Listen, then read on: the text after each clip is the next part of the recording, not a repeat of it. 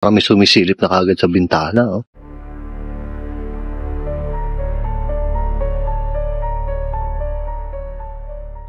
So, merong walis.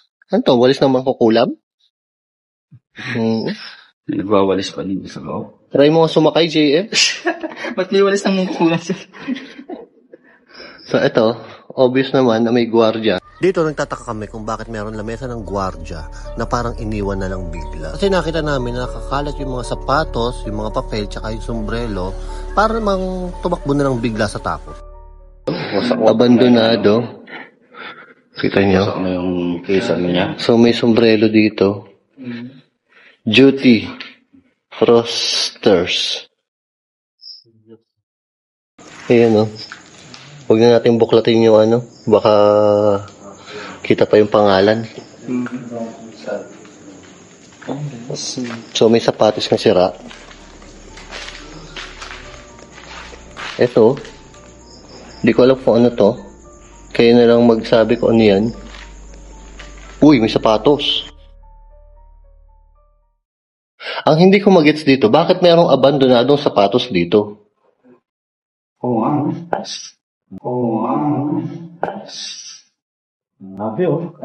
Abandonado sapatos. Ang bago pa nung iniwan eh. Oh. Tinanggal lang sintas. Ano yun?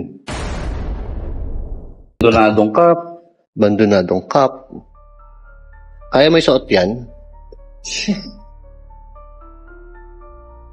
Ang cellphone ko wala sa akin. Yan. Kita niyo yung dalawa? Sige. Mauna kakaya mo yan. Dito ako. Oh, kakatakot to. Alam niyo itong lugar na to, tingnan niyo.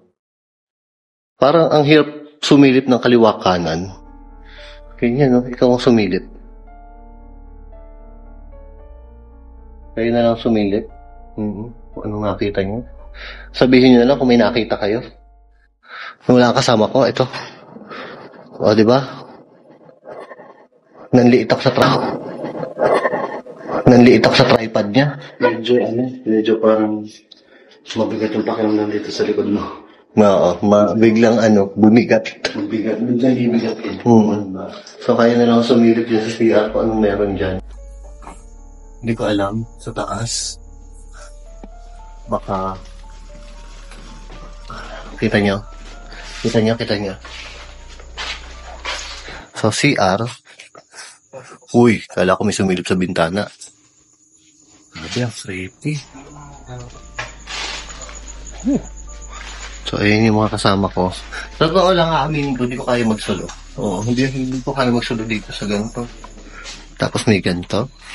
So, biglang gagalaw na hindi ko maintindihan dyan pag gumalaw yan. Oo, so ba? Pero sinipa ko yun.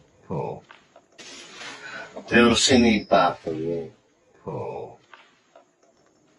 So, EMF. Mag-EMF na si MK. May nakikita akong paniki. Paniki ba yan? Yun, no?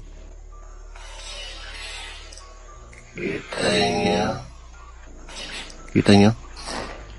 Baka paniki yun. Lalayo tayo kay MK kasi nag-EMF siya. Yung kwintas daw natin, pangontra sa EMF. Oo. So, aanuhin nyo na natin. Diba?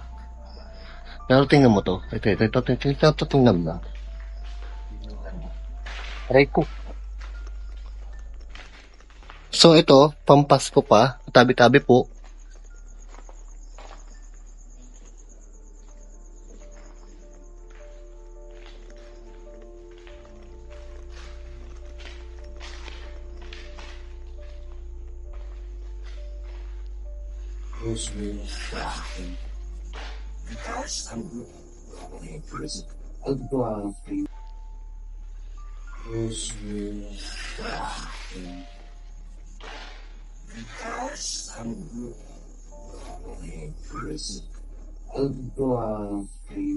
Ano? Mag-spirit talker tayo. Ang spirit talker ko nasa Kotse. Kunin muna natin yung spirit talker. Sige, samahan niyo ako. So, mag-spirit talker po Kaya kami. muna ni Boss yan, Phil, dyan. Oo. So, ito dahil nakalimutan namin yung spirit talker, kinuha pa namin ulit sa sasakyan. Yan. So, back to entrance ulit tayo. Kita niyo naman.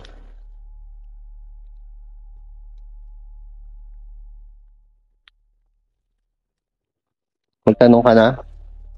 Subukan natin magtanong. Kung meron ba mga ligaw na kaluluwa dito? Tao po. Papasok lang muna kami, magbablog lang kami. Opo.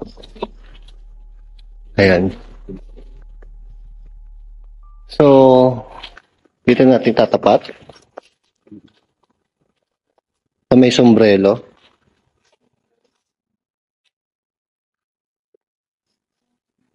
Saan ba dyan? Grabe yung ano dito, no? Ang lamig-lamig na sa labas, parang biglang uminit dito sa lugar natin. Mainit yung... Papawisan na ako. Parang ang bigat ng pakiramdam ko. Parang ang bigat ng energy. So, walang nakasagap si Spirit Talker dito. Ayan na. Alexander. Alexander. Oh. Medyo nanghina ang kanyang boses. So, lakasan natin. Hindi pa yata siya nakain. Yeah. Gutom. Alexander, are you here from a long time? Alexander? Alexander? Ilang kayo nandito, Alexander? So, Alexander yung unang sinabi ni Spirit Talker. I was 80. I was 80. Di ba sinabi kung gaano katagal na siya? So, si Alexander is 80 years old. Siguro isa siya sa mga sundalo dito. So, ano pong trabaho nyo dito? What is your job here? Guys. Isa ka ba sa mga sundalong namatay dito?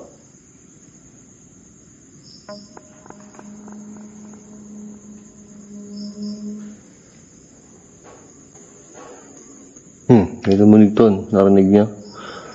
Siguro tong panicking to. Alexander, ikaw ba yung panike? Oo. Oo. Oo. Ano yun? Narinig niyo? Narinig niyo yan? Oo.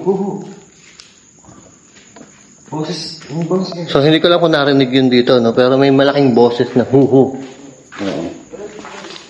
Ano narinig ka? Parang dito ko narinig papunta dito.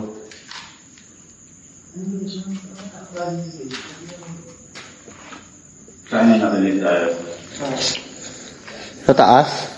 Narinig niyo yung nagsalita. Oo, narinig ko yung salita. Parang dito galing. Papunta rito.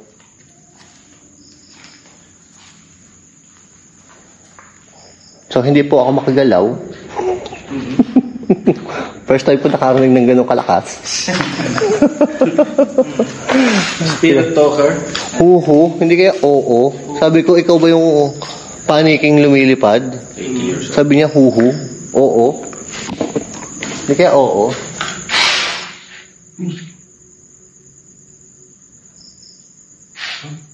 Merong, narinig niyo? Parang umuungol na. Parang may tono na yung ungol niya. Narinig niyo, guys?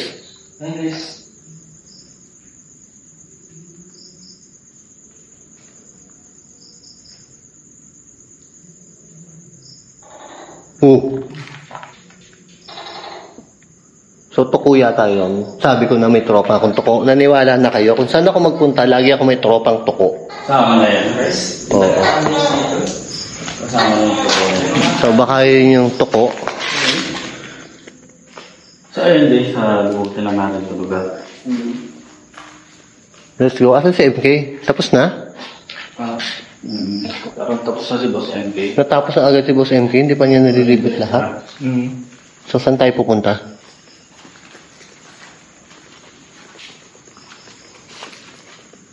Paring toko. Bantayan mo lang kami. Yan, tubo talaga. Ayun guys, ito yung iso. Ito, the exit. Accept tayo. Iso. Ano kaya to? Nalasalanta ng bagyo? Yan ba ng bag?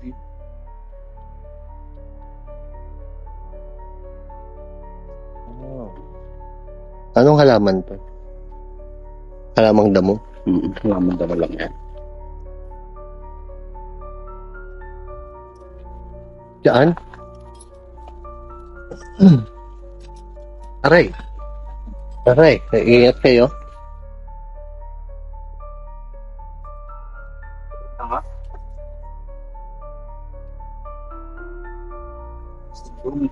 Hindi na patuloy. Saan? Asan? Asan? Kasi pangontra natin kay MK. So, balita ako nag-aral doon ng orasyon sa MK. Mamaya, baka makita natin kung paano siya mag-orasyon. Oo, nagpa-practice daw siya kanina. So, may nakatayo, nakita. Kung meron din kayo nakita, i-comment nyo dyan sa baba. Oy, oh. Guys. Bulpi. Si Bulpi. Eto pala kung lugar na to guys, nasunog siya. Nasunog lugar na to. Uy, saan ka pupunta? Abang. Diyan ka lang. Huwag ka nang pumunta sa akin. Simusing.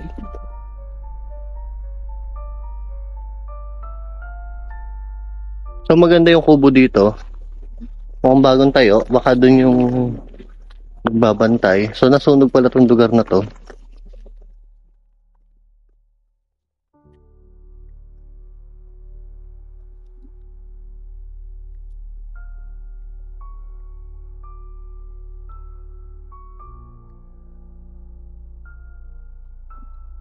Grabe, pinagpapawisan ako ng lamig-lamig. Oo. Init. Init na ano. Parang ang init. Kaya siguro tong kubo dito, parang siguro tambayan ng ano.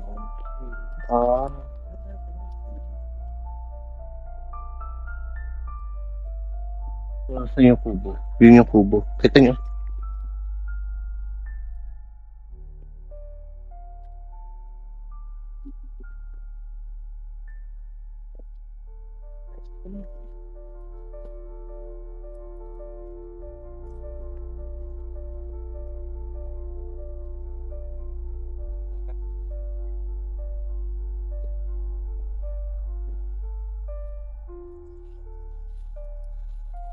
Okay, mukhang aambon yata. Iba tayo nga dito. Oo. Pag dapat malamig. Pero ang init. Oh, yun. Yan pala ka, tingnan nyo yun. So, nag-iisip kung tatalong ba siya o hindi. Feel ko umuulan.